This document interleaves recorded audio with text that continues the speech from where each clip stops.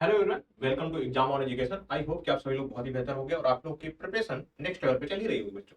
इसी क्रम में बच्चों मैं आज आप लोगों के लिए एक बहुत ही खास इंपॉर्टेंट नोटिफिकेशन लेकर के आया हूँ जो कि आर्मर्ड व्हीकल की तरफ से है। इसमें जो टोटल वैकेंसीज हैं नियर अबाउट 11 मतलब 1000 के आसपास हैं। लेकिन एक बात यहाँ पे ध्यान रखिएगा बच्चों कि ये जो है वैकेंसीज हैं ये fixed term and that means contractual basis पे है, यानी संविदा के बेसिस पे है। लेकिन इसमें एक लाइन ऐसी मेंशन की गई है जिसमें कि कंफर्मेशन यानी जॉब परमानेंट होने या जॉब एक्सटेंड होने की संभावना क्या होती है बच्चे, बढ़ जाती है। तो एक एक करके सभी चीजों को ब्रेक डाउन करेंगे, इस चीज को ध्यान रखते हुए कि इसमें जो बोला ही जा रहा है बच्चे की जो एक साल का पहले इनिशियली जो जॉब पीरियड रहेगा एक साल का रहेगा, फिर उसको बढ़ा करके 3 साल और किया जाएगा। टोटल जो टर्म होगा बच्चे वो 4 साल का हो जाएगा। अगर आप प्राइवेट जॉब के साथ तैयारी करने की सोच रहे थे तो उस कंडीशन में ये जॉब बहुत ज्यादा सुटेबल, प्राइवेट जॉब के कंपेरिजन में ये जॉब काफी ज्यादा सुटेबल बैठ जाएगा।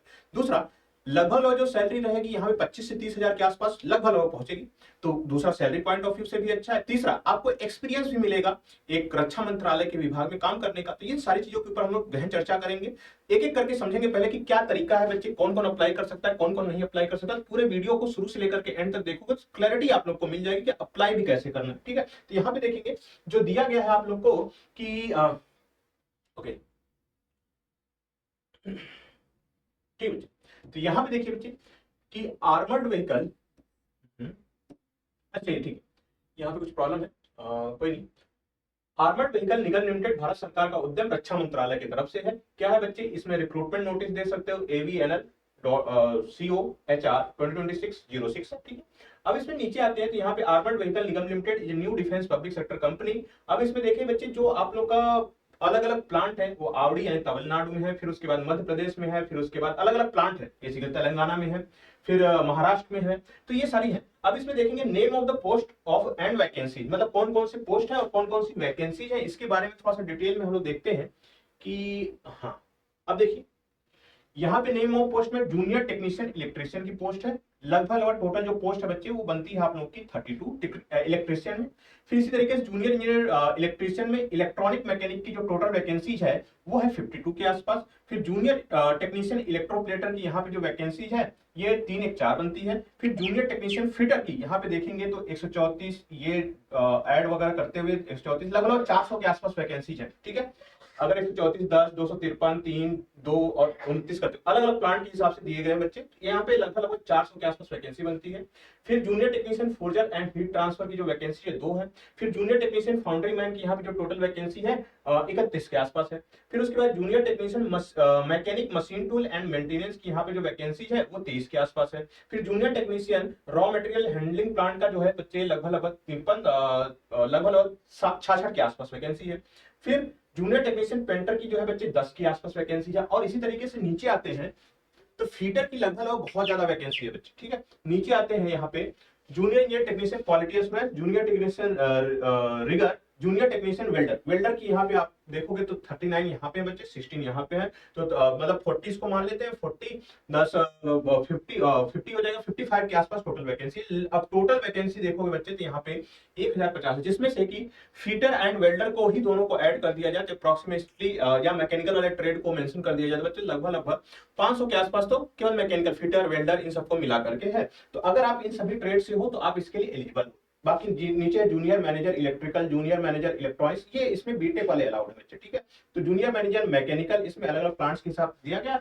लेकिन इसमें मैकेनिकल अगर आपने ग्रेजुएशन कर रखा है मैकेनिकल से बीटेक वगैरह हो तो अप्लाई कर सकते हो। नीचे आते हैं वैकेंसी में थोड़ा तो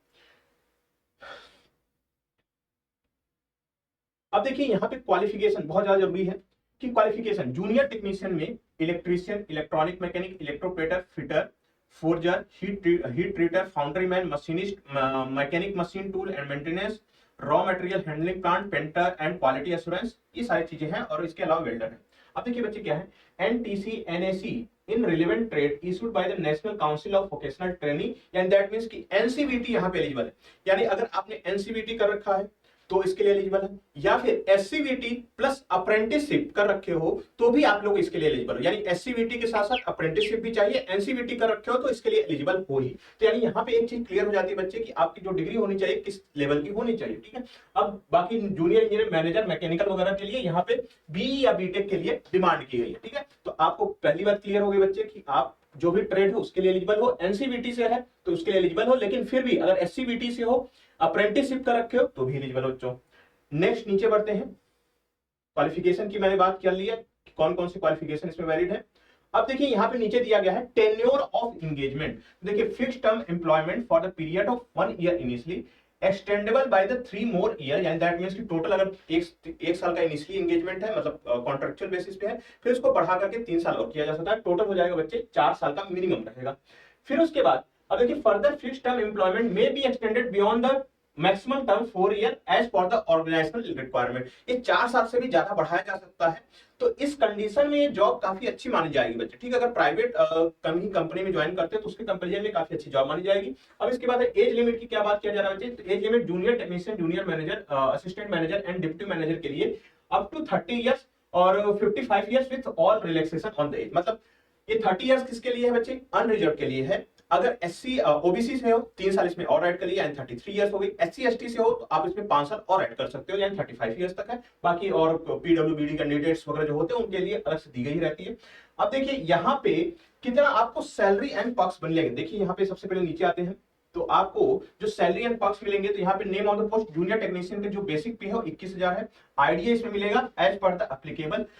special allowances 5% of the basic 1050 मिल जाएगा। Medical convenience and mobile charges per month 3000 के आसपास मिलेगी। टोटल मिला दो तो 25,000 है। और आईडीए वगैरह मिला करके लगभग 25 से 30,000 के बीच में, या हो सकता है 32,000 के बीच में आप लोगों की सैलरी आप लोग को बैठेगी। सैलरी के हिसाब से देखा जाए तो भी ये वैकेंसी सुटेबल बैठती है बच्चे। फिर उसके बाद scheme of syllabus and examination, नीचे आते हैं बच्चे। स्कीम ऑफ सिलेबस और एग्जामिनेशन में क्या है, तो यहाँ पे देखिए written examination will be consist of 1 paper conducted in the computer based test, यानी एक ही पेपर होगा, वो भी कंप्यूटर बेस्ड टेस्ट होगा। फिर उसके बाद paper will be objective multiple choice type का क्वेश्चन, मैक्सिमम 100 मार्क्स के होंगे। तो 100 मार्क्स का सीबीटी होगा बच्चे, एक ही पेपर होगा। Paper will be consist of 2 parts, 2 parts में होगा। पार्ट ए 50 मार्क्स का होगा, पार्ट बी 50 मार्क्स का होगा, यानी दोनों इक्वल वेटेज में है। अब पार्ट ए में जो है बच्चे consist of the question 1 mark is general awareness, general English, quantitative aptitude, reasoning ability and computer aptitude, each consisting of 10 question. यानी इसमें 5 पार्ट दिए गए बच्चे, पांचों पार्ट में जैसे देखो जनरल अवेयरनेस के 5 क्वेश्चन, मतलब 10 क्वेश्चन रहेंगे, 10 मार्क्स के रहेंगे। जनरल इंग्लिश के 10 क्वेश्चन 10 मार्क्स के रहेंगे। फिर उसके बाद क्वांटिटेटिव एप्टीट्यूड 10 क्वेश्चन 10 मार्क्स के रहेंगे। रीजनिंग एबिलिटी 10 क्वेश्चन 10 मार्क्स के रहेंगे। तो यहाँ पे पार्ट ए कंप्लीट हो जाता है बच्चे। इसी तरीके से पार्ट बी में आते हैं। Shall consist of 50 question, 1 mark each on the relevant trade of junior technician post on the relevant subject display for the remaining post. The total weightage of the written examination will be considered 100% for the junior technician post and 85% for the junior man. मतलब अगर आपको जो selection होना है बच्चे वो purely computer based test के basis पे होने वाला है, ठीक है। अब इसमें मैंने बताया पार्ट ए का सिलेबस क्या है बच्चे, 50 मार्क्स नॉन टेक्निकल रहेगा, 50 मार्क्स आपका टेक्निकल रहेगा। 50 मार्क्स टेक्निकल जो रहेंगे बच्चे उसमें देखेंगे यहाँ पे part B junior technician post के लिए, तो यहाँ पे सब्जेक्ट पेपर रहेगा questions from the NCVT syllabus for the relevant trade. 50 questions रहेंगे, 50 मार्क्स के रहेंगे बच्चे। टोटल मार्क्स कितने हो जाएंगे बच्चे, आप लोग का 100 मार्क्स बन जाएगा। तो यहाँ पे पार्ट ए पार्ट बी यानी नॉन टेक्निकल टेक्निकल मिला करके कुछ इस तरीके से आप लोग का एग्जामिनेशन स्कीम है। Interview and trade test, the junior engineer technician post के लिए ट्रेड टेस्ट यानी प्रैक्टिकल यानी स्किल टेस्ट आप लोगों को कंडक्ट किया जाएगा at per the respective unit at AVNL, यानी आर्मर्ड व्हीकल के जो निगम लिमिटेड की बच्चे प्लांट रहेगी वहां पे कंडक्ट किया जाएगा। Fitness of the candidate, the syllabus for the trade test will be as per the annexure A, merit of the candidate will be decided and solely on the basis of the written test marks, ठीक है। तो ये हो गया बच्चे ITI के लिए। फिर कैरेक्टर एंड मेडिकल सर्टिफिकेट वगैरह रिक्वायरमेंट होगी, जनरल गाइडलाइंस, ओके ठीक है। एप्लीकेशन एंड फीस पेमेंट, देखिए बच्चे एप्लीकेशन क्या यहाँ पे कितने चार्जेज है बच्चे, तो यहाँ पे देख लीजिए जनरल हो, ईडब्ल्यूएस हो, ओबीसी कैटेगरी से 300 रुपए है। फिर उसके बाद एससी एसटी पीडब्ल्यूबीडी candidate, female candidate need not to pay application fees. अगर कोई फीमेल कैंडिडेट है, एससी एसटी कैंडिडेट हो, तो उस केस में आपकी कोई फीस नहीं लगेगी बच्चों, ठीक है। टेस्ट सेंटर कहाँ कहाँ पे होंगे भाई, तो यहाँ देख लीजिए place of test centre Chennai होगा, बेंगलुरु होगा, हैदराबाद होगा, जबलपुर होगा, नागपुर, पुणे, मुंबई, न्यू दिल्ली, कोलकाता एंड कानपुर। तो यूपी वाले बच्चे यहाँ पे न्यू दिल्ली में जा सकते हैं, कानपुर में जा सकते हैं। उसके अलावा फिर एमपी वाले बच्चे भी जा सकते हैं, जबलपुर के आसपास जा सकते हैं, क्योंकि जबलपुर भी एक ऑप्शन दिया गया है। बाकी बिहार वगैरह के बच्चे भी कोलकाता वगैरह तक का रीजन सिलेक्ट कर सकते हैं, ठीक है। सिलेक्शन प्रोसेस जो होगा बच्चे, selection process will be through computer based test on the eligible candidate based on the initial screening of the application. मतलब कहने का ये है कि जब आप अप्लाई कर दोगे तो वहां पे इनिशियल स्क्रीनिंग की जाएगी, फिर वो आपको एप्लीकेशन को सिलेक्ट करेंगे, फिर उसके बाद सीबीटी आपका होगा, सीबीटी के बाद स्किल टेस्ट होगा बच्चों। तो ये सिलेक्शन का पूरा प्रोसीजर है, ठीक है।